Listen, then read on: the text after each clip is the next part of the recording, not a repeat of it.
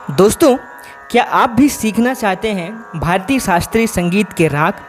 क्या आप सोचते हैं कि राग सीखना बहुत ही मुश्किल है? तो आज मैं आपको बताने वाला हूँ एक आसान और स्पष्ट तरीका, जो आप किसी भी राग को समझना और गाना उस हिसाब से अगर आप करेंगे तो आपके लिए बहुत ही आसान होगा। वीडियो को अंत तक ज़रूर देखना है आपको, क्योंकि अंत में आपको मैं एक ऐसी मास्टर टिप देने वाला हूँ जो कि आपके अभ्यास को और आपकी गायकी को बहुत ही ज़्यादा निखार करके लाएगा। एक चीज़ और कहना चाहूँगा कि आप कौन सी जगह से वीडियो को देख रहे हैं, ये हमें कमेंट में ज़रूर बताइए। इससे हमें मोटिवेशन मिलता है और मैं आपके लिए और भी अच्छे अच्छे वीडियो बनाने की कोशिश करता हूँ। सबसे पहले हम समझते हैं कि राग क्या होता है। दोस्तों, राग का मतलब है कि सुरों का एक ऐसा संयोजन जिससे एक खास भाव या मूड उत्पन्न होता है। हर राग में कुछ स्वर खास होते हैं जिन्हें आरोह और अवरोह के एक नियम के रूप में गाया जाता है और उसके हिसाब से हम समझते हैं। रागों का अपना समय, भाव और एक वर्णात्मक पहचान होती है। जैसे कि अगर राग यमन की मैं बात करूं तो इसको शाम का राग बोला जाता है और शांत और सौम्य मूड वाला ये राग बोला जाता है। दूसरा अगर राग भैरव की मैं बात करूं तो इसको सुबह का राग और गंभीर और भक्ति भाव का राग बोला जाता है। तो इस तरीके से हर राग का अपना भाव, समय और एक मूड होता है और एक वर्णात्मक पहचान होती है, इन्हीं सभी चीज़ों को देख करके। अब राग सीखने की तैयारी कैसे करना है? हमें राग सीखना है, हमारा उद्देश्य है कि राग को सीखना। तो राग सीखने के लिए, किसी भी राग को पहचानने के लिए सबसे पहली चीज़ कि हमें सरगम की पकड़ बनानी है। सरगम जो आप करते हैं, सा रे गा मा पा धा नी सा, सा नी धा पा मा गा रे सा, ये अगर आपको आपके गुरुजी ने ये सारी चीज़ें बताई हुई हैं या कि आपने कहीं से देख करके सीखा है, इसको बोलते हैं विलावल राग। ये जो जिसमें सारे स्वर शुद्ध बज रहे हैं, ये विलावल राग है। इसी तरीके से हर राग का हमें सरगम सीखना है। और सरगम कैसे सीखेंगे? क्योंकि उस राग का पहले हमें स्वर पता करना होगा, कौन सा स्वर शुद्ध लग रहा है, कौन सा स्वर कोमल लग रहा है। ये हमें थ्योरी पढ़नी होगी पहले उस राग की, जो राग को हमें बजाना है। तो सबसे पहली चीज़ है कि सरगम में पकड़ बनानी है और रोज़ कम से कम 10 मिनट तक, 15 मिनट तक हमें सरगम का अभ्यास करना चाहिए। दूसरा, सरगम के पैटर्न का अभ्यास करना है। एक आपने सिंपल सरगम कर लिया जो कि उस राग का सरगम है, उसके बाद उस राग के डिफरेंट पैटर्न को हमें प्रैक्टिस करना है। जैसे कि आप जो अलंकार करते हैं, जैसे कि 2-2 बार कर दिया, सा सा रे रे गा गा मा मा पा पा, इसी को हमने 3 बार कर दिया, सा सा सा रे रे रे गा गा गा। इसी को हमने अब देखिए पैटर्न अलग कर दिया, सा रे गा मा पा धा नी सा नी धा पा मा गा मा रे गा रे सा। इसी में पैटर्न हम वापस से अलग कर देंगे, सा रे गा मा पा धा नी सा नी धा पा मा गा रे सा। ये पैटर्न हमने कर दिया। इसी तरीके से हम अलग अलग पैटर्न करेंगे। तीसरा, तानपुरा के साथ अभ्यास करना है। ऐसा करने से हमें सुर की शुद्धता बन जाती है और हमें सुर स्पष्ट तरीके से समझ में आने लगते हैं। और जब हमें सुर समझ में आते हैं तो हमारे संगीत में बहुत ही निखार आता है।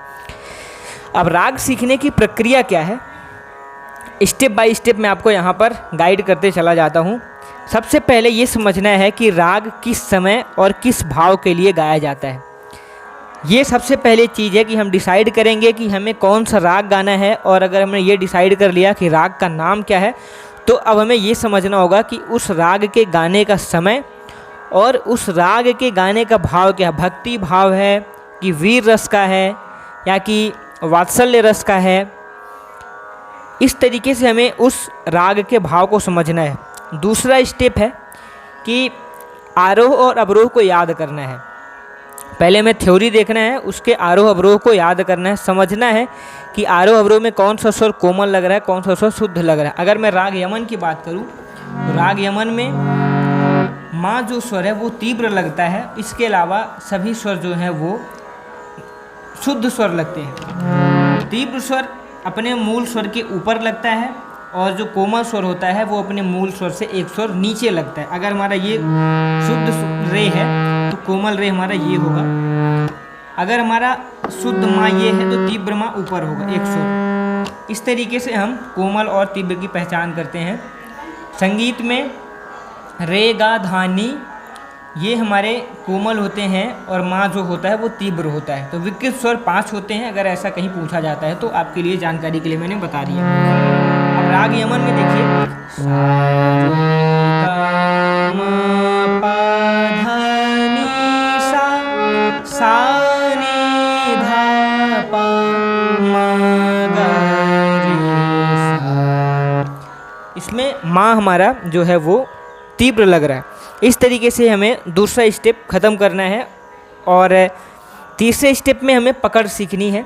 पकड़ आपको थ्योरी पढ़नी होगी उस राग की। तो उस राग का आरोह, अवरोह और पकड़ क्या होता है कि छोटे छोटे सुरों का एक झुंड होता है जो कि राग की पहचान को बताता है। चौथा स्टेप है कि छोटा आलाप और बंदिश गाना सीखना है। पहले हम स्टार्टिंग में जो मैंने आपको बताया कि हमें सरगम सीखना है, सरगम के डिफरेंट वेरिएशंस को सीखना है। उसके बाद ये चीज़ आती है कि अब हमें उस राग के अंदर आलाप और धीरे धीरे बंदिश और तानों का अभ्यास करना है। वो करने के बाद इस तरीके से अगर आप किसी भी राग को, जितनी चीज़ें मैंने अभी बताई, इनको आपने अगर नोट नहीं किया होगा तो वीडियो को बैक करके आप नोट ज़रूर कीजिएगा ये सारी चीज़ों को। अगर आप राग सीखना शुरू कर रहे हैं तो कम से कम एक राग को आपको 15 से 20 दिन का समय बहुत ही आराम से देना है। और 15 से 20 दिन तक के बीच में आपको बिल्कुल भी परेशान नहीं होना है। उस राग को 15 से 20 दिन समय देना है, ज़रूर वो राग आपकी समझ में आएगी और आप उस राग को कर पाएंगे। अब अभ्यास और गलतियाँ, कुछ चीज़ें जो है वो ध्यान में रखने वाली बातें हैं, उनकी मैं यहाँ पर बता देता हूँ आपको कि ध्यान में रखना है कि सुर गलत ना हो। जैसे कर्ण सुर, मीड, कंपन जैसे सूक्ष्म भावों को भी हमें ध्यान में रखना है। सुर तो गलत नहीं होना चाहिए, ये ध्यान में रखना है। दूसरा, हमें कर्ण, मीड और कंपन जैसे सूक्ष्म भावों को सीखना है। दूसरा, जल्दबाजी नहीं करना है, शांति और धैर्य से रियाज करना है। तीसरी चीज़, ऑडियो रिकॉर्ड करना है और अपनी आवाज़ सुन करके उसको सुधारना है। अब जो प्रैक्टिस और रूटीन की बात आती है तो 5 मिनट आपको तानपुरा पर सुर साधना करनी है। इसके बाद 5 मिनट से आप 10 मिनट हो सके तो आपके लिए बहुत अच्छा है। दूसरा, आपको 15 मिनट तक अलंकार करना है और आपको 20 मिनट तक एक ही राग का अभ्यास करना है। ये मिनिमम करना ही करना है, डेली करना है 20 मिनट तक। तो इस तरीके से जो चीज़ें मैंने आपको बताई स्टार्टिंग से लेके अभी तक में, वो सारी चीज़ें जब आप फॉलो करेंगे तो आप राग के बारे में आपको बहुत ही अच्छे से नॉलेज हो पाएगा और राग सीखना आपके लिए बहुत आसान हो जाएगा। तो वो सारी चीज़ों को आपको फॉलो करना है। तो दोस्तों, इस तरह से आप राग को स्टेप बाय स्टेप तरीके से सीख सकते हैं। अगर आप चाहते हैं कि मैं एक एक राग का वीडियो सीरीज़ बनाऊं तो आप कमेंट करके ज़रूर हमको बताएं कि क्या आप चाहते हैं कि मैं एक एक सीरीज़ करके वीडियो की रागों की रोज़ बनाऊं।